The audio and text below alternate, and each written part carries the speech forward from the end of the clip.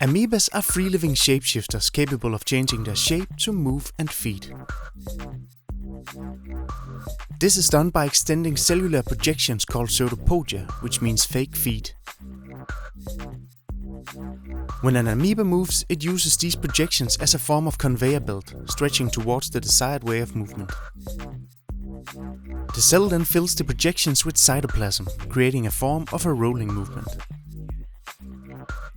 When amoebas feed, it's a bit like a microscopic hug, as they will surround their food with the cell membrane and then absorb it to be digested.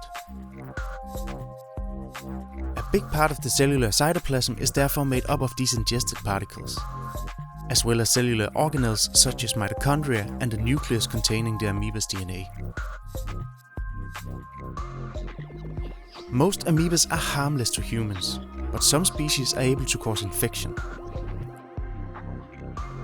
One of the most sinister and often fatal infections is caused by the brain-eating amoeba, Naegleria fowleri.